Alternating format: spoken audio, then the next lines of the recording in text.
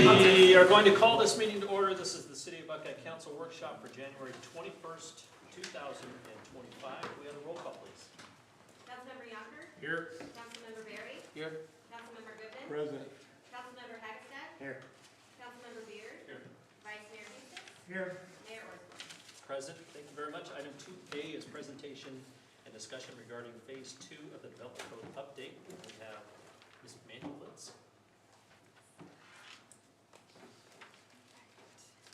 Good afternoon, Mayor and members of the council. My name is Mandy Woods, and I'm a senior planner with Development Services. Before I get too far, can everyone hear me all right? I have a love-hate relationship with this room, and sometimes I don't project well enough, so good, okay. So far, so good. I'm joined by several members of our planning team. I'm going to be doing most of the talking today, but they may chime in as necessary depending on the topic. But to start off, this project has been a combined effort between city staff and our consultant, which is Logan Simpson, but I will be leading the charge today.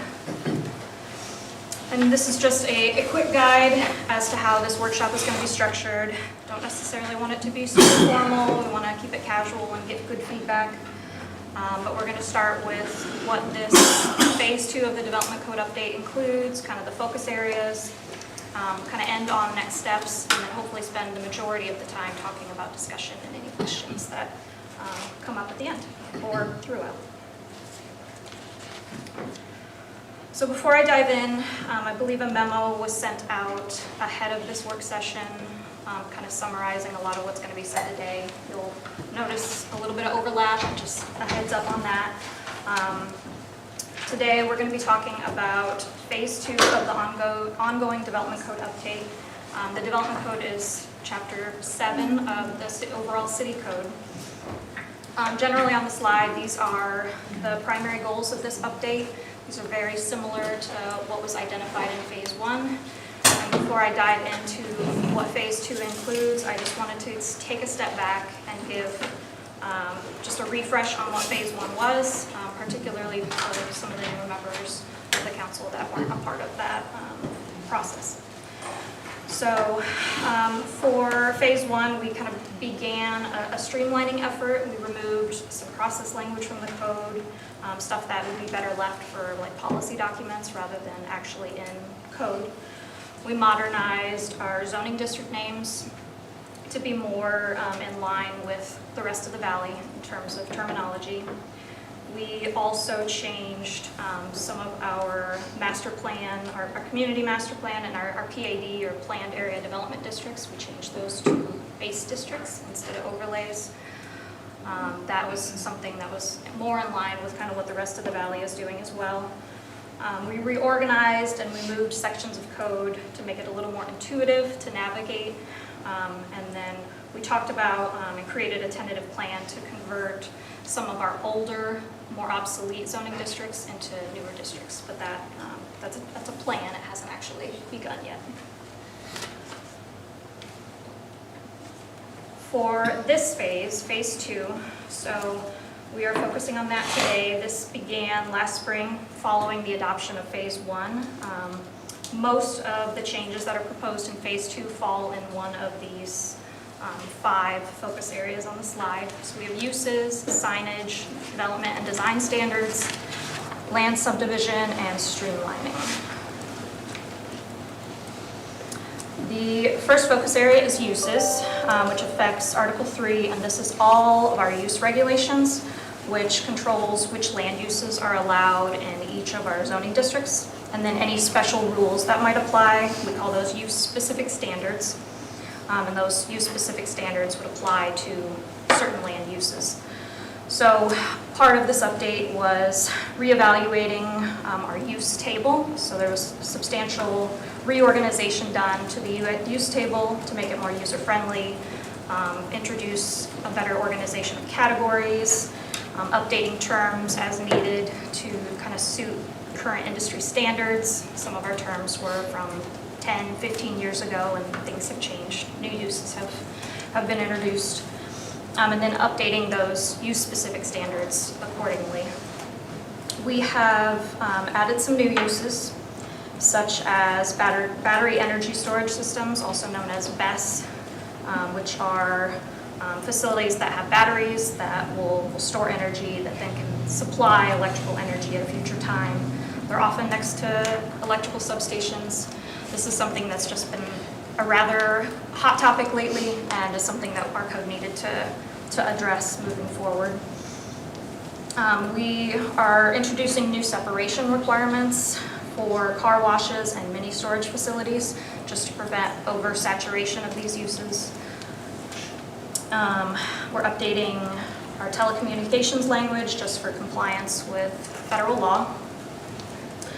There's also some changes to our accessory dwelling unit provisions. There was a bill that passed last year that required some minor changes. We already have accessory dwelling unit allowances, but we just need to react to that new state statute change and get that updated. How much does that change, or how much changes are we making to that? ADUs? I believe we already allow ADUs in almost all of the districts that state law is mandating that we allow them. But I think the difference is the language now says you have to have at least one attached and one detached allowed per lot. So that's a little different. It's a little bit of a change. And I don't know that we have a size limitation in code right now, but the state statute specifically defines a size limitation that we have to follow now.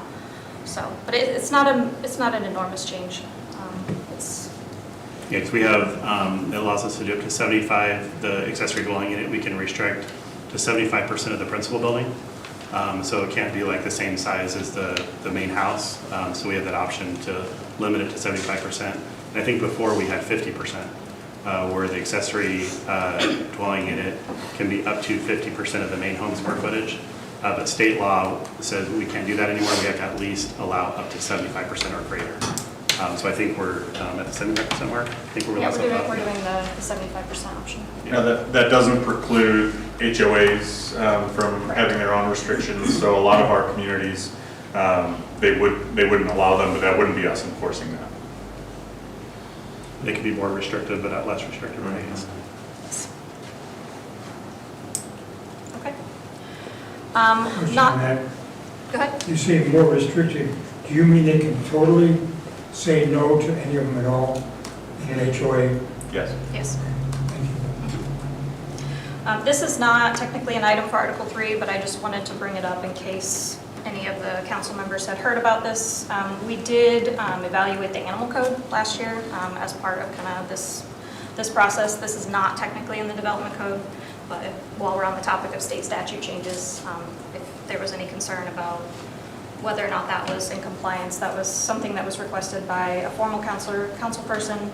But as I said, that language lives in another city code chapter, so it won't be technically part of this. But And I did want to echo that, just one more item on that topic, is that we're not proposing to make any changes to the animal codes. We haven't really ran into issues citywide on that. But that will be a separate item likely with our code enforcement team, and us will be presenting to you. I think the one thing is regarding chickens, that the state has a specific mandate on, but we're already generally in compliance in the city. But it'll likely be a future item. There's a lot of residents in the city that are very interested in that section of, I think 99.9% of them don't, they're supportive of the way our code's written now without changes to it. So likely will be our recommendation at a later time. thank you, Ed. Moving on to our next focus area, which is signage. So this is predominantly section 511, which is our sign code. This focus area was really led by our consultant because this is definitely an area of expertise for him. Generally, our sign code explains what types of signs are allowed, where they're allowed, how they can look, and some of the major changes that we've looked at for this section. The whole article, or the whole section rather, was reevaluated, reorganized, and rewritten as needed for compliance with a landmark court case, which just states that you can't regulate signs based on their message, which is Reed v. Gilbert. We updated some terminology, made it more modern. We added a lot of pictures for just ease of understanding different sign types.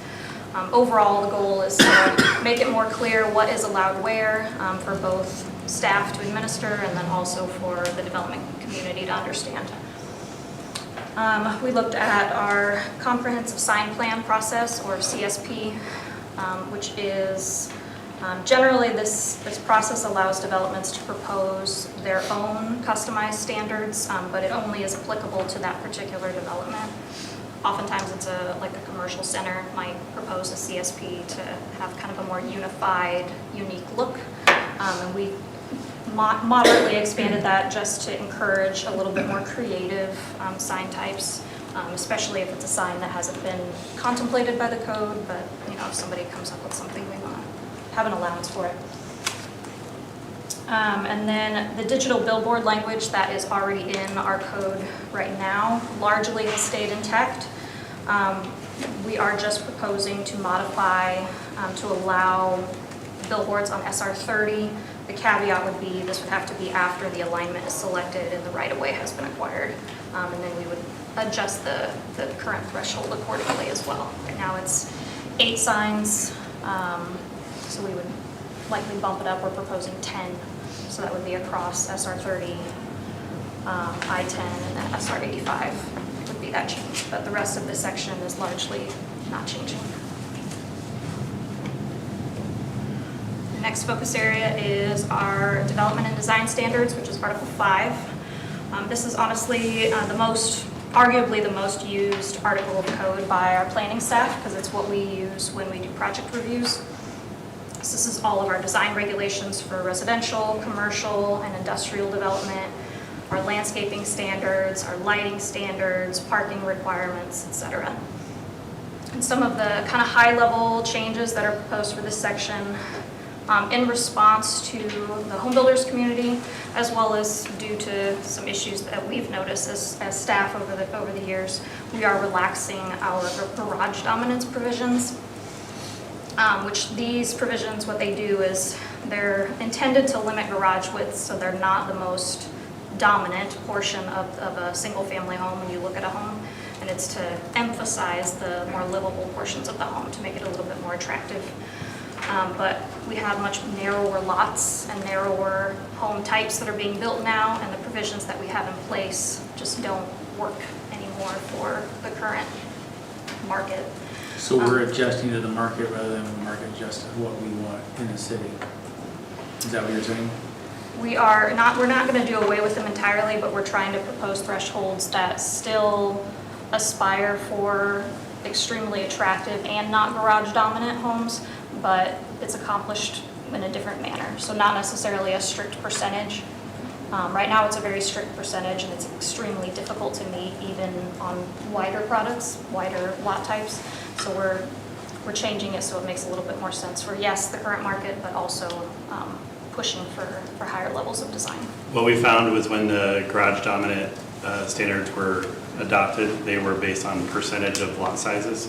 But when those were first introduced in 2010, it was like 2008, 2010, many of the standards were based on 52 to 58 foot wide lots or larger.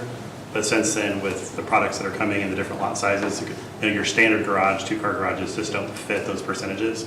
But so the design isn't going away, it's just some of the relaxation of standard garages on smaller lots. It just doesn't meet that percentage.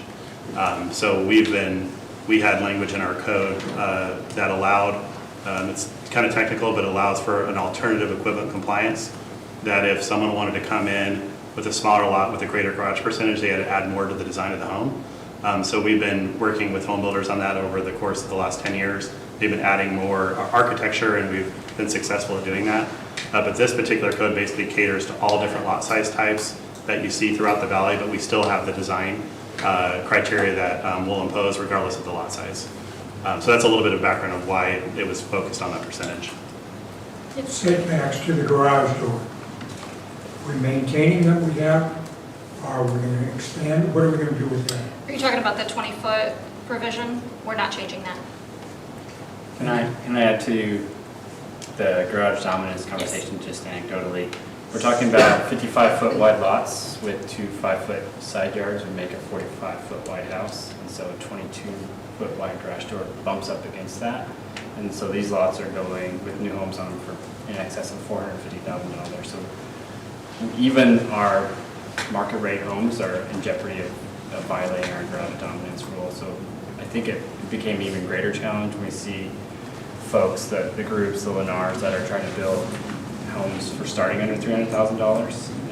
It's hard to accomplish that metric of the garage percentage as the frontage of your house. So I think the things that we can do, you didn't mention them specifically, Mandy, but we can create some depth and some interest. You can offset that front bonus room, bedroom, office to create some interest there. I think it's one of those things that it's not necessarily us reacting to the market. This is the home product that becomes more affordable to the middle of our population. So we're seeing a need to address that because it's one of those things that we're having to do the alternative means and methods so often that we're getting the requests for these middle of the road market houses. So, but we're open to feedback on that if you have concern on that. It's just something that tends to be one of those things that becomes an exception rather than a standard in a day-to-day. So it's really a function of allowing smaller lot sizes. It doesn't work for the smaller width properties. Correct. So the lots that are 52, 58 foot, they can achieve it, but a lot of even our premium subdivisions are coming in with 55 foot wide lots. So the only way really to control that and make this provision still work would be to limit how small the lot sizes could be. So instead of doing that, we're just changing this piece of it. For lots that runs up against. The metric will still be achievable on the very large lots. Okay. And so it only applies to the smaller lot size. The larger lots they're not being modified. I don't want to misspeak. Yeah, because the larger lots, generally the 58 foot wide lots are larger. They all meet the percentages of the garage sizes. They would follow that same standard. So this change only applies to the smaller lots? Yeah, so that's the intention of the change, but we're not going to see any difference with the larger ones. It's going to be the same. It makes me nervous when you say the intention of the change. Because when you say the intention of the change, that's what we're thinking is going to happen. But if we're making a change that could be applied to a wider lot, wouldn't that then allow them to use the narrow lot rules on the wider lot to accomplish having less of a footprint on there? I mean, isn't that counterintuitive? I think that's a good amount of feedback. Maybe we can shore that up, and that's what this will is, make it interactive. So someone doesn't come in on a 60-foot wide lot and say, I want a 4-car side-by-side garage, and then that rule, we're really intending it to be able to create affordable housing and attainable housing in our community. So we'll make sure that we address that. If you have a lot of X size or larger and you can accommodate a 2-car garage side-by-side, we don't want you to take advantage of that rule. Right. And everything at this point is intention because the final language isn't drawn up yet. So we'll make sure that it's more than intention by the time it comes back. Okay. While we're on that, are we going to speak at all about minimum street widths within this type of product, or is that coming ahead of us? Or street widths are all entirely within the engineering standards, and so we are not proposing to reduce street widths for city's public streets. And even when we have a community that wants to do private streets, the first ask is for them, you can add to this, Ken, if you're shaking your head, is to meet the city standards, even if they want to gate and make it private, because of emergency services, obviously. Most of the streets private streets are based on fire code, with the truck, with a minimum aisle widths. So that we're not contradicting anything in the fire code or proposing anything different than that.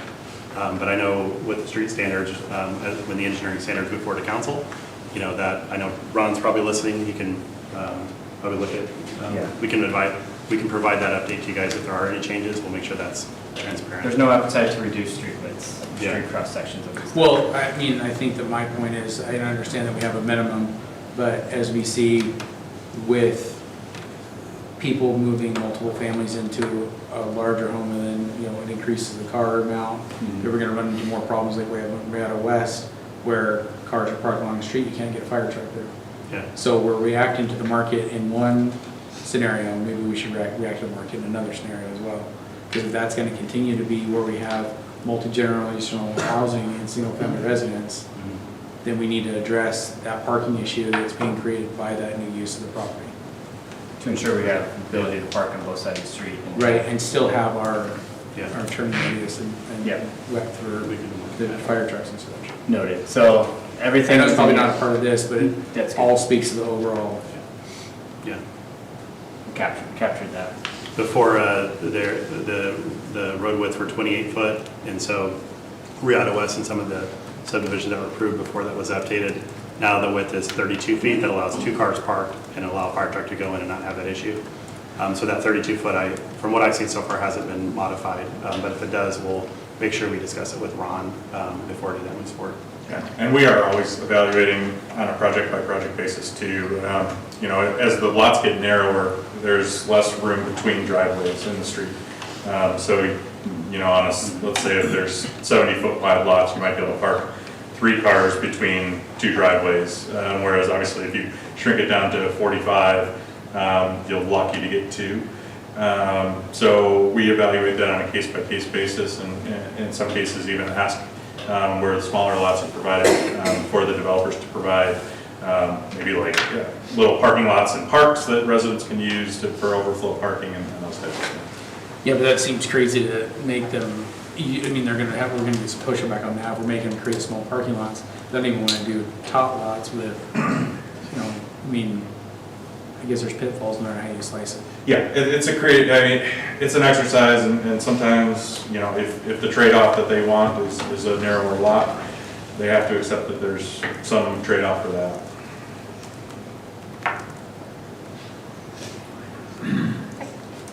Good discussion. So moving on to the next bullet point, and kind of related to what we've been talking about at least a little bit. So we've learned from, you know, each build-to-rent community project that has been proposed in the city, and so we are continuing to add design standards just to make these projects as attractive and as functional as they can be. So we are expanding those standards, and we're doing the same for, or at least at minimum, clarifying standards for multifamily. Additional standards for big box stores, also called large format retail. We're adding standards for industrial development. Right now, the way our code is written, we generally just defer our industrial standards to our commercial standards, and it really deserves its own set of standards to meet the unique needs of these project types. We're expanding our landscaping language, and looking at lighting standards. Right now it's pretty minimal, and adding standards will just clarify things for both developers and to help staff review these projects and just make sure that that lighting is sufficient. And then there were some language recommendations for that last bullet point there in the adopted downtown specific area plan.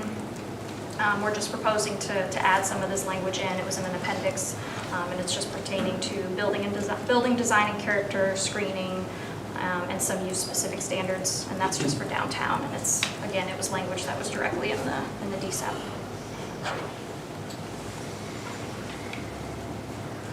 The next focus area is land subdivision. This is Article 6, which is effectively our subdivision code, and it's how land can be split, and then the requirements that exist for different types of subdivisions within the city.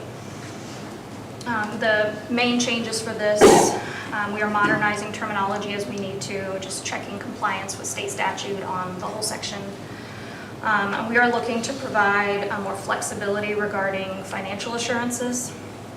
So as I understand the process right now, when final plats are approved by council, they must have their financial assurances in place before they can record the plat. And then after 1 year, if it's not recorded, that plat has to return to you guys for approval again. And so we're discussing tying the release of civil permits to the financial assurances rather than the recordation of the plat. And this is just for extra flexibility. And then any other consistency items that relate to the next focus area, which is streamlining.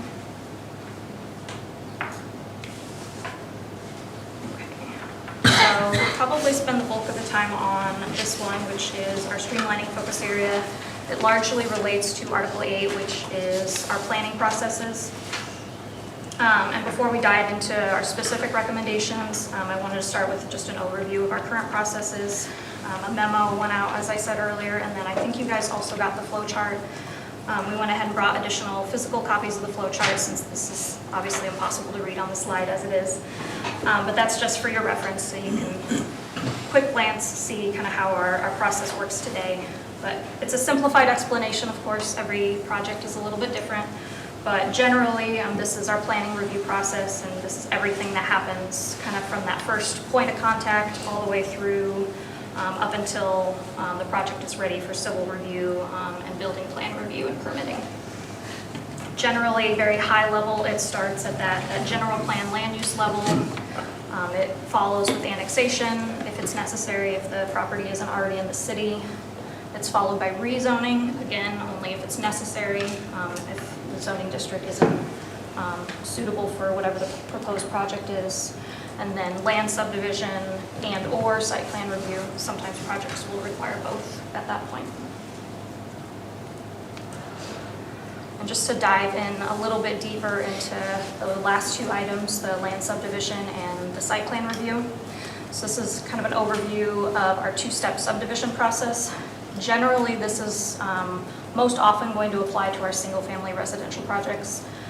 And it starts with that preliminary plat approval. And this, all pre-plats right now, they go to Planning and Zoning Commission for approval. And then the second part of that step, it ends with final plat approval, which goes to City Council, but it's on the consent agenda. And the main difference between these two different stages is the preliminary plat stage is more of the design review stage. Yes, we're checking for compliance with the code, but we're also looking into those design considerations. And it's compliance with all city codes, not just development code. But once you get to the final plat review, it's really more of a technical review, just to make sure that it's consistent with that original approved preliminary plat. It's not really the time to make design changes, it's more just consistency, very technical. There are other subdivision types, I'm just focusing on these. There are, we have land splits, replats. Generally speaking though, if it's not a final plat, it doesn't involve right-of-way dedication. Right now, we approve those administratively, the smaller, not right-of-way dedicated subdivisions. And then this is probably a good time to note that there was a state statute change that occurred last year, which now allows final plats to be approved administratively. Still, I guess, fairly new. I guess it was probably early last year, so maybe it's not that new anymore. But Yeah, the pre-plats did. and pre-plats, I think, was the year before. Yeah. And then Allows it or requires it? allows, not doesn't require. Allows the local jurisdiction to make their own choice on. So that would be something that we would need to approve up here. Correct. There is legislation currently proposed this session that would require it. Don't know if that has legs or not. It would require The city to, essentially, everything that's not a public hearing process, meaning rezonings and general plan amendments, those would still stay the process that we currently do, take them forward through planning and zoning council. Everything else, the site plans and preliminary plats particularly, would be fully administrative, require cities to make them fully administrative with no public meetings required.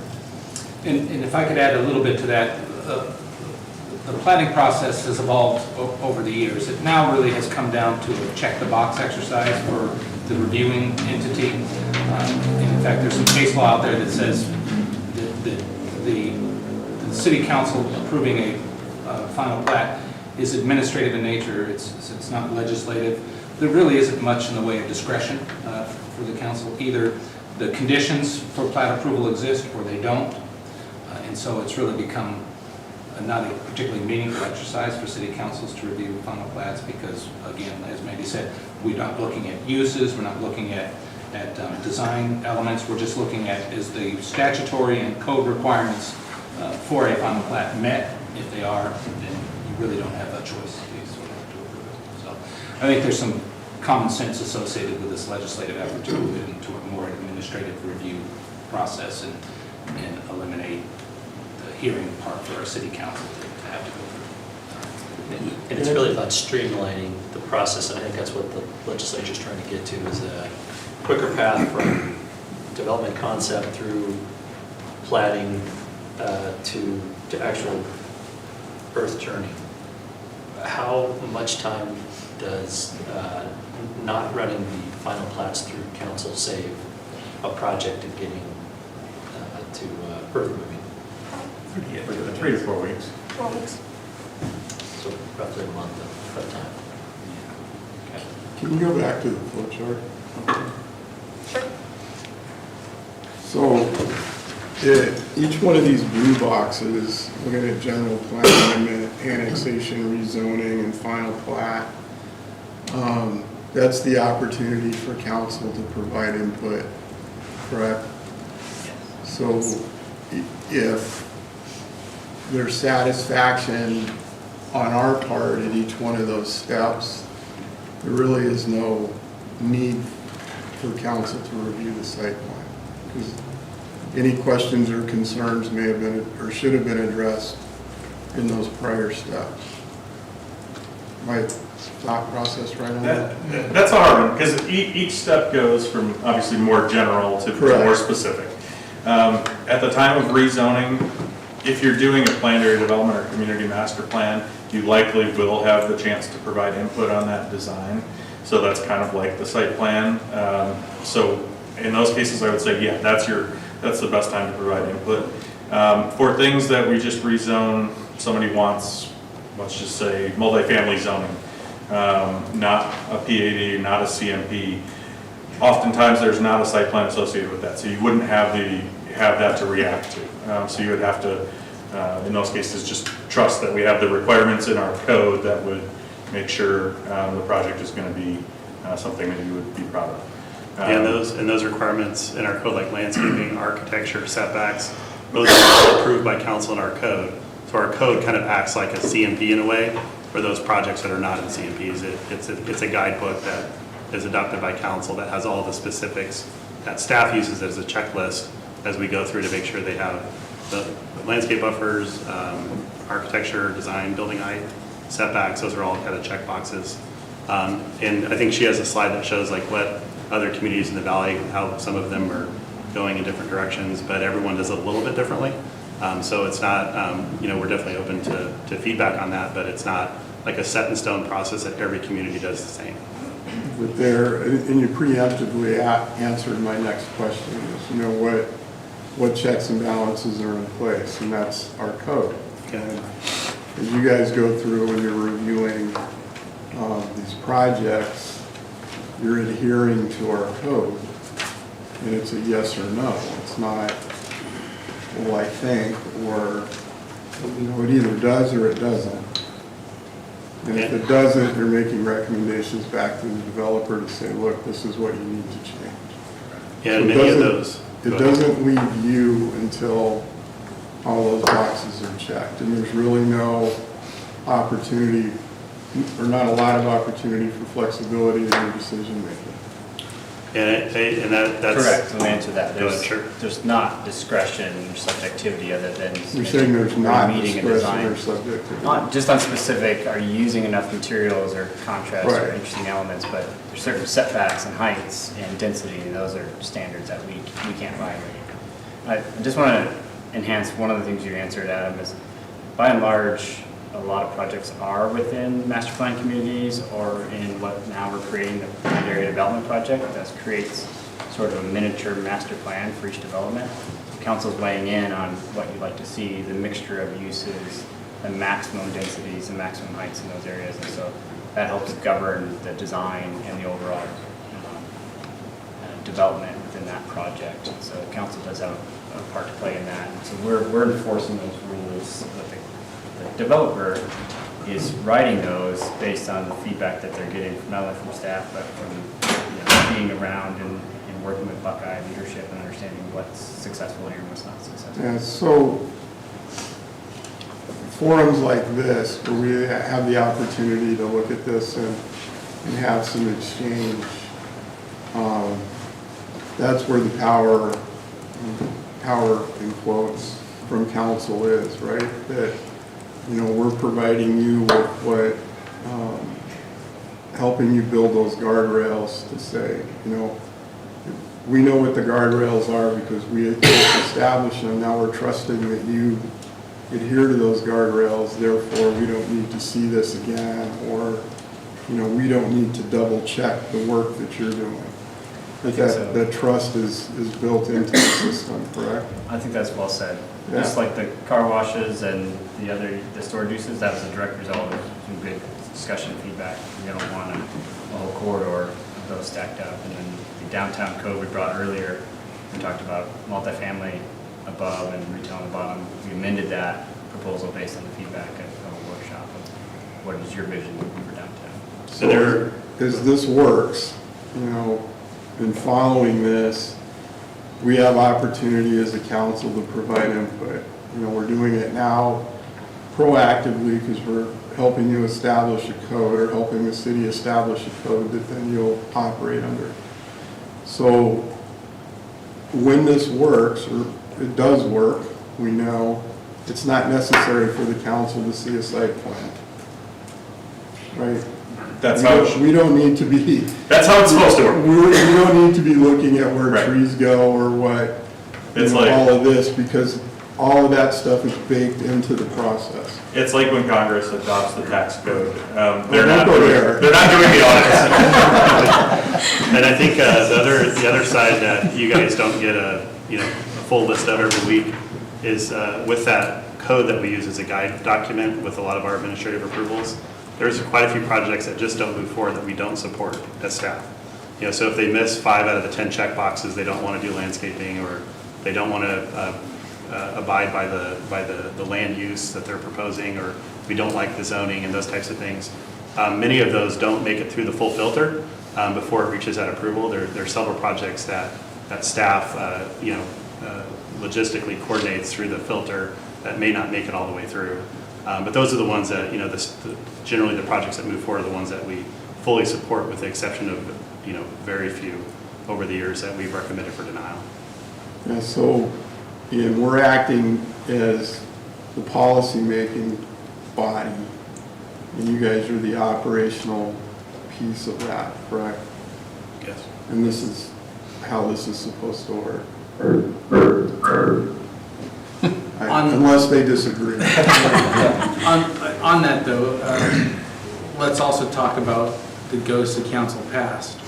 When we have a area that has particular zoning, in that somebody's bought it and used that zoning, which would be an obsolete zoning as we run into on a regular basis, and it would check all the boxes for that particular zoning in that area according to the general plan, but it's not really the spirit of that area anymore. How do we set a pitfall in there so that we are coming back around and making sure that the current council can see that through? There's several examples that we don't even need to point out that wouldn't necessarily be the way we do it now, but because they had prior zoning authorization or entitlements or what have you, how do we set a fail-safe for if that does happen? At least we're discussing it. Even if lawfully we can't do anything about it, we're at least still discussing it and discussing from our perspective as a council, our support or non-support of that item. Two things. I think one of the exercises we've been working really hard on with the consultant and with our in-house legal team is sunsetting these obsolete districts, so we have greater control of what happens in the future, and it's more specific to what the council and the community want to see. And secondly, that's the role of the staff, is to say, yes, you have development rights for X, but that's why sometimes you'll get some folks saying, it took me 2 or 3 times of working with staff to get to a project that they could support. And our goal is always to bring something that's supportable to you, even if it has development rights and it may not be the project we want to see. Let's make it the best possible project of that kind. It's proposed. If it goes through a site plan process, planning and zoning commission, we're there. And oftentimes we've been teased for it, and we have a long list of conditions that come from the traffic division, the water division, that make the project viable in the community. And that's really what the opportunity is, to have all those disciplines saying this is how we mold this project to be the best possible version of itself. Yeah, because along that, with all those, when you get down, you say you get teased on it. From my perspective, when I'm looking through something, and I'm getting to stipulation triple Z, I'm like, this isn't passing the smell test then, you know what I mean? Why is there so many stipulations on that? Why are we at that point feeling like we're bending over backwards to get a project done? Maybe it's just not the right project. And how do we make sure that as a council, we continue to enable you guys to say, no thanks? Yeah. Because I know that there's some developers who will continue to push and push and push and push, you know, just to get what they want, to be a flash in the pan. How do we keep that from happening from you guys? I think that's a fair question. I think another two things for that. One of the things we're trying to control with those list of stipulations is to avoid the opportunity to bait and switch and value engineer later after everyone sees how great the project could be. And then they start putting cost to it and they say, well, we really can't afford to do that. Well, they're tied to it with the condition. But also the conditions that are repeated, sometimes that's what triggers a code update in either the engineering standards or the planning division development code. Hey, we've been asking for this exception or this extra requirement. Let's go ahead and fold that into code because it seems to be commonplace now. Yeah, You want to add? Yeah, I would say I'm a person, a planner that thinks that 90% of land use issues can be dealt with from a design standpoint. Not all. You don't want a rendering plant next to a single-family neighborhood, obviously. You know, a more common situation that we do see in the city with the Funko and Five Below is a warehouse next to residential. Were those built and planned perfectly? Maybe not. I don't think so. I think there's an opportunity to have better buffering requirements and separation, landscaping, allow for taller walls in certain cases. So that's where the development code comes back into play. Even where the uses themselves, you might not think that they're ideal next to each other, but if the zoning's already in place, very minimal that we can do from that standpoint. Let's make sure we have the right code requirements, and that's why I think we want your feedback. Not just today, this is very high level, but in advance, even before you get your packets, we'll be distributing out the code, the revised code to you all for as much detailed review, or if you don't care, as low detailed of review as you have. Anecdotally, quickly, the project you mentioned on Miller, those informed recent code changes, not only in the zone development code, but also in the general plan. So we can make sure that we do have these approved development rights, but how can we continue to protect? So we beefed up some standards based on the experience of those projects. We listen, even when you guys aren't directing us specifically about this is important, let's do this. We hear the themes that council talks about in meetings, when you ask questions on rezonings, and those are things that we always convey to our development clients as well. Listen, this is a big concern of councils. We'd like to see you do this, even if it's not in our code. We kind of play that. That's kind of where I would like to go real quick. You've said things like something that you could recommend to council, things that you could support, things like when you're recommending to council. Since we've got some new people here, I think I've always wondered myself, how much wiggle room is there and how much more can you ask? Because when you come to us and you say staff is recommending approval, is that just because they checked all the boxes?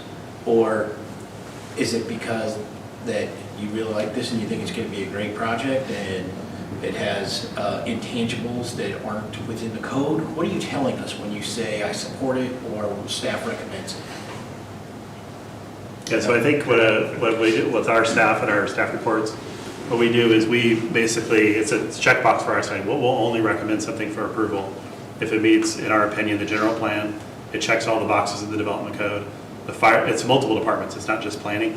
The fire department also has to provide their approval, police, engineering, water resources. So it's if all departments provide us the analysis that all of what they're proposing meets all of our codes and all of our checkboxes, they'll recommend it for approval. So typically when we move forward to council and we say we recommend it for approval, it's basically our opinion, as well as other departments, that all those boxes have been checked.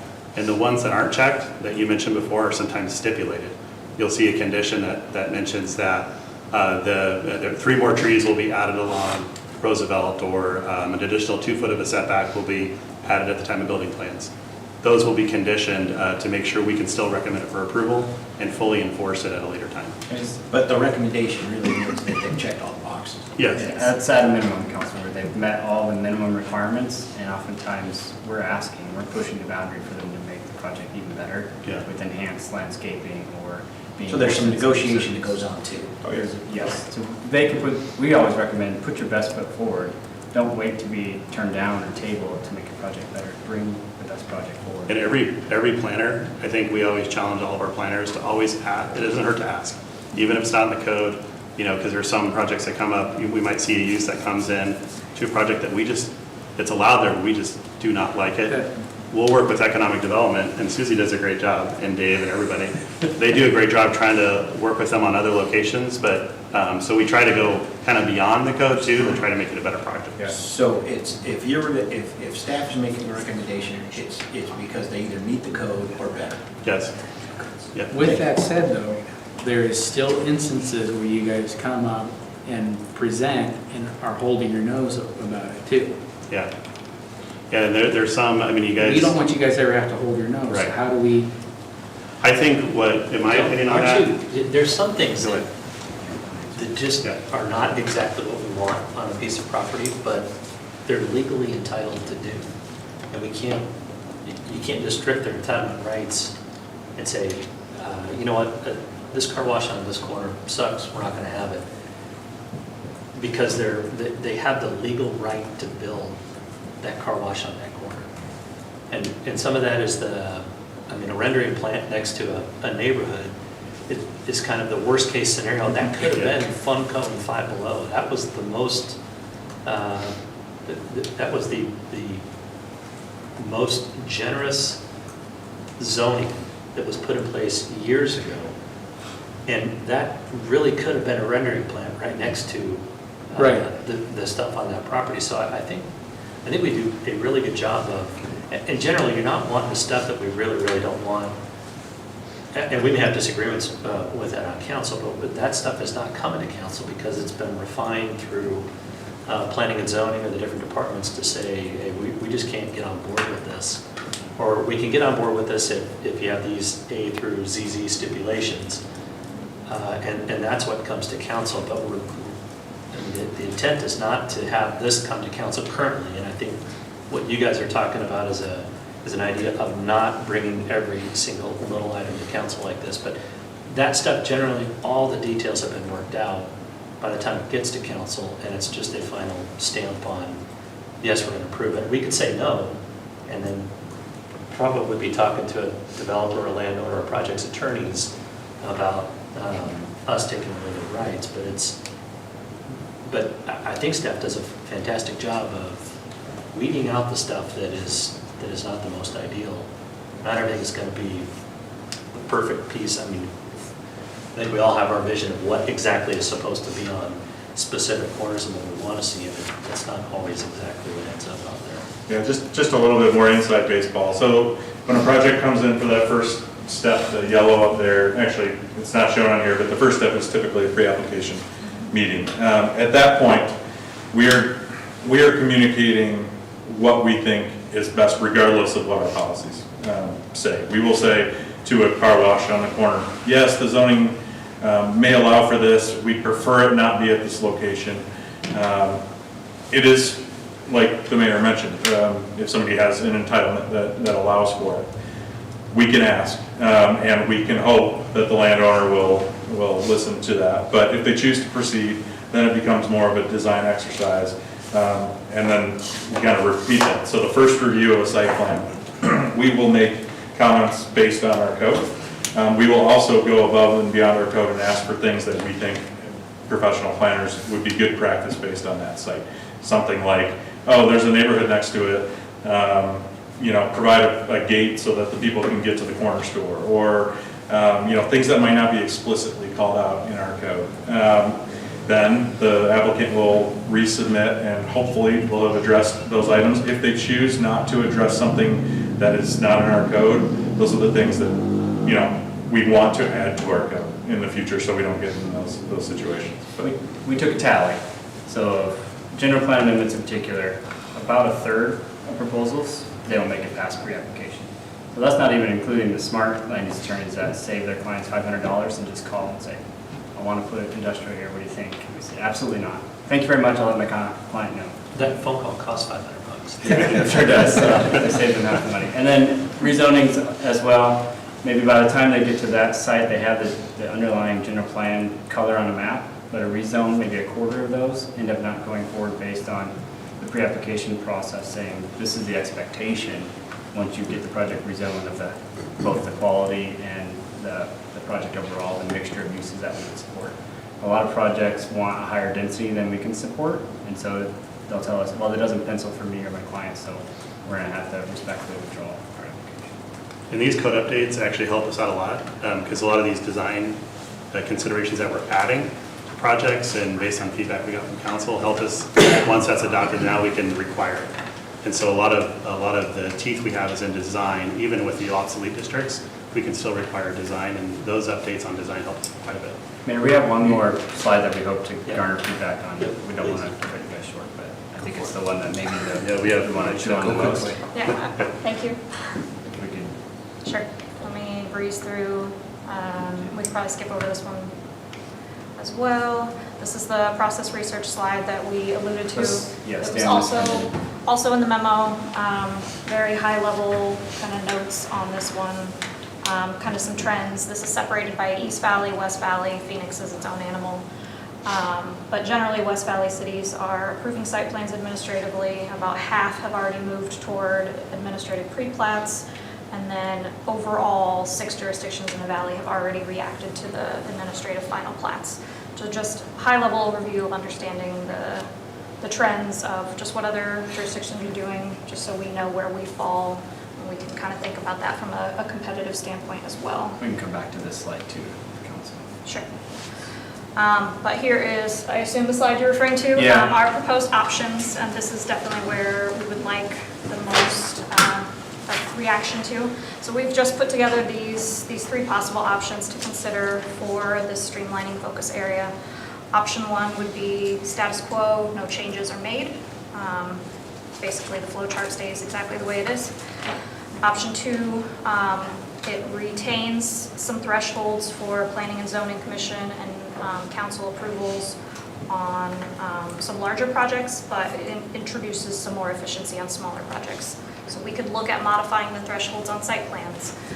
We could tie preliminary plat approval to something like 160 acres, which aligns with our threshold for major general plan amendments. That is the rationale behind that number chosen. But final plats could potentially become all administrative, because this is, in theory, the most logical process to fully streamline, just because it is that check in the boxes kind of technical review. Option 3 would take it even further and could be all administrative on all 3 of those processes, which would be aligned with Goodyear, Surprise, Queen Creek, and Phoenix, just for reference. Obviously, there'd be an appeals process that would still apply for all of the different entitlement types, so it would be We know there's, final. it's not exhaustive, there's probably other Yes. options in your mind, and that's what we really want to hear your feedback on. 3 very laying different this out. options. And one thing I would point out under the option 3, really any of the options, the 3 processes that they're describing, site plans, preliminary plats, and final plats, use is not a consideration. We're not talking about use at that point. The horse is already out of the stall. We've already approved the zoning. They've got a by right entitlement to do their project. Now we're just shaping it, fine tuning it. And just from my perspective, as you know, worked in a number of jurisdictions in Arizona, I think our staff, in terms of pushing the envelope in dealing with site plans, what our staff is confronted with oftentimes is a zoning approval that happened 20, 30 years ago. None of you guys approved a warehouse in this location. That was approved 30 years ago. They've got their entitlements. Now they show up, they buy the land, they're savvy investors, they realize, hey, this is by right. I don't have to go through a general plan amendment, I don't have to go through rezoning, I just have to do a site plan, maybe a plat. And they come in, we don't get to talk about the use. The use is over. It's already approved use. We don't get to tinker with that.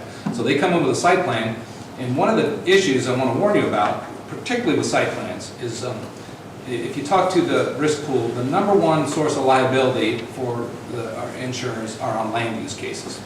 And what happens is your site plan shows up and it's got a use that you hate. Okay, a gas station right on a corner next to, and all the neighbors come out and say, this is ridiculous. You know, we can't have a gas station here. Deny the site plan. No, no, no. Don't deny the site plan based on the use. They already have a by law right to do the gas station. You got to deny it for some other reason. That puts you in a pretty tough spot because you got to come up with a reason, and there probably isn't one. Because they probably met all of our design standards and all of our criteria. So now we're denying a site plan and we're getting sued and we're losing. So just be careful. I want you to be attentive to that because that happens a lot. And I've seen it in planning commission where a site plan shows up at planning commission and they're talking about the use. Like, time out. The use is done. We're not talking about the use. We're talking about the layout, access, ingress, setbacks, you know, design elements. But we're not talking about the use. So that's an important component to these. And that's why you see other jurisdictions comfortable with administrative review. They want to stay out of that jackpot. They don't want to be the reviewing body on the site plan that is not a use that you love, but you didn't approve it, and you have no way to deny it. That's not a good position for the city council to be in. In all of those items that staff looks at, we would only be able to consider the use is already done. It's the setbacks, which staff is saying, yep, they've met the setbacks, they ingress, egress, yep, they've met that. Fire has looked at it and blessed it from a code perspective. There really is no, unless there's a glaring code violation, there's no way we can turn that. It's very difficult to hang your hat on a meaningful, it almost always comes back to use, and you can't divorce it. But staff does a great job. We had not everybody on the council was here, but we had an appeal of a site plan, if you remember, about 3 or 4 months ago. And what that was a recycling yard. It was essentially a use that I don't think anybody sitting over there said, wow, we're so excited about this use, but they're stuck. So now they're handling a site plan for a pretty difficult use with the complaining property owners adjacent. And they got concessions out of these guys that I never thought in a million years that they would agree to. They didn't have to agree to it, but they just did. And that's because planning staff is twisting their arm and leaning on them pretty hard to say, hey, in order to make this use work, you got to do this, this, and this. And that was over in Councilmember Younker's district, and he participated in a number of meetings trying to broker a resolution to a pretty challenging situation. But that had nothing to do with use. We weren't talking about use. We were talking about separations and built walls and so. That the use by right. By right. And speaking of that, Brian, you said something a minute ago about sunsetting the obsolete. Expand on that. What does that mean? It's a really tricky thing to do, but to try to eliminate zoning districts that exist and giving those landowners that have that pre-existing zoning designation an opportunity to say, no, I want to keep mine. We're still working, I think, on finer details, but some cities have done that. It's just it's a period of being patient with giving people adequate time to say, hey, we don't think GC is what we're talking about here, general Coopers, is the right district. It's such a large area of our community, so we're going to begin to remove that as, it's no longer an option, but we're going to begin to change those for those that are willing to be changed to a more appropriate and less. Willing to be changed. Yes. Yeah, I think there's, and I don't want to speak for Scott, I don't think the details are just kind of clear. I don't think the details are worked out, but the opportunity to say, no, I contest, I want to stay at GC is the law. We have to allow that, those folks that want to do that. Back about 15 years ago, the Arizona voters adopted a voter initiative that's the Arizona Private Property Rights Protection Act. We can't take away people's zoning without compensating for it. So if we eliminate all these zoning districts, for instance, we have that GC zoning district that allows pretty much anything. It's pretty much every use. So when the mayor was describing a rendering next to a single-family residence, that's where it could happen. We don't like that zoning district. We want to have a little more land control. We can't just take it away from people. They've got to give it up. So we've come up with some strategies to try. We've done it in the downtown area. We've sort of used a carrot approach and said, hey, if you rezone, we'll waive your permit fees or your review fees. We try to encourage folks to do it. You just can't take it away from them. That's very expensive for us. We just put people's owners. So we're at the end of our time, but you guys are looking for a nod in a certain direction on one of the Mayor, what I'd options. offer is we will extend the timeframe to get feedback and create the necessary opportunities to get opinions on this in particular. Seem to be the one that we want to make sure we capture. Yeah. Not today. We'll Okay. do that I'm trying to outside wait this. till- We'll make give us sure another we 5 don't minutes to think move about on it. without getting feedback. So you're saying table it for now? Yeah, 5 seconds. Okay, but those are essentially the options. I think somebody had said maybe a mix of those. I think I lean toward the administrative. It gives you guys a lot more ability to go fast and still have all of the ability to make sure that we're building something that we want to build for the code in the city. And it's not at that point, it's not a free-for-all. You're still working within the confines of the policy, the code.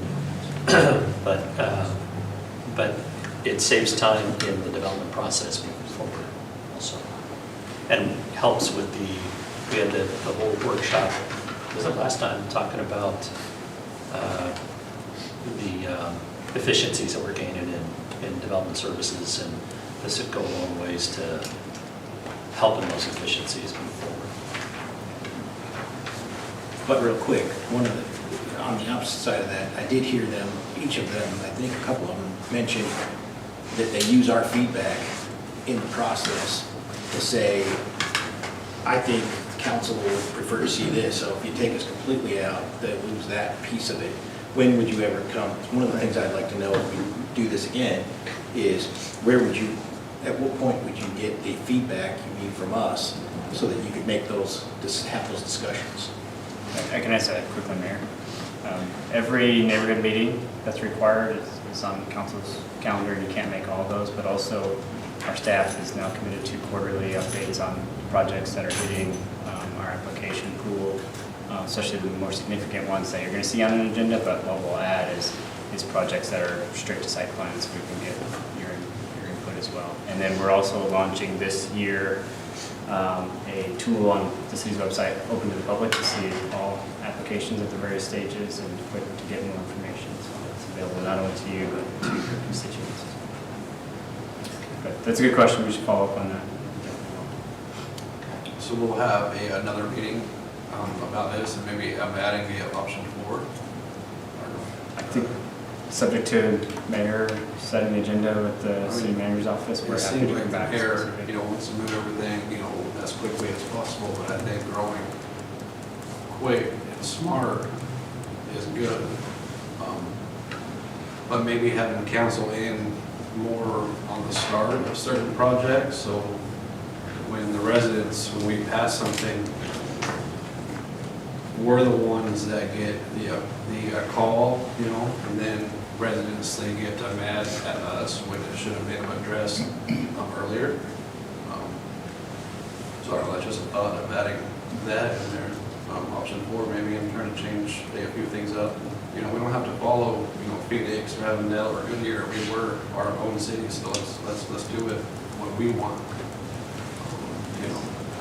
Mayor, Just Yeah. but I would offer maybe a 30-minute Yeah. workshop item in a future I think it's a good idea, meeting date just to- specific to this. Yeah, yep.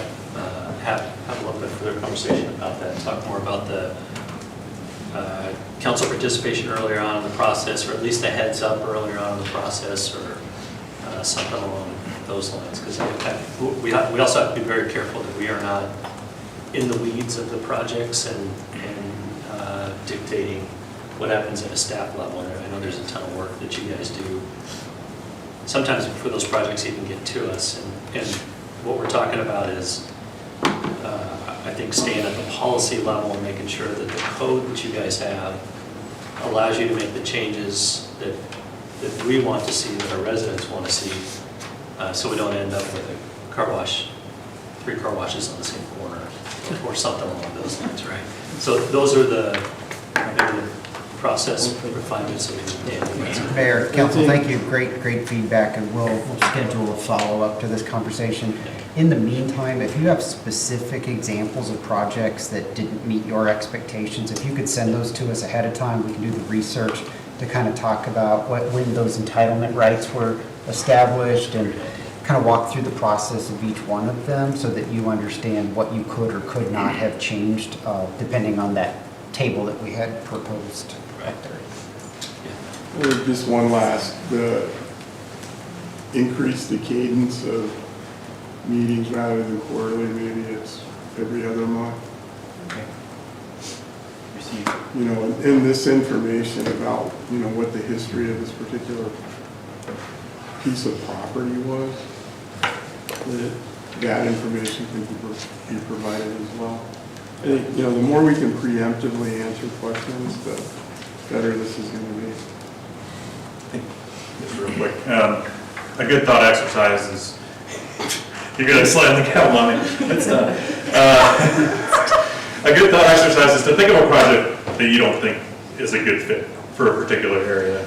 But instead of saying, I just don't, that can't be there, understanding that zoning probably means it can be there, what would you have liked to see differently as far as the design goes? What could they have done that would have made that project better, more tolerable for you? And those are the things that we can address very easily in code. Okay. All right, Mandy, thank you for the presentation. Appreciate you all being there for backup. Item increased adjournment, we are adjourned. Thank you.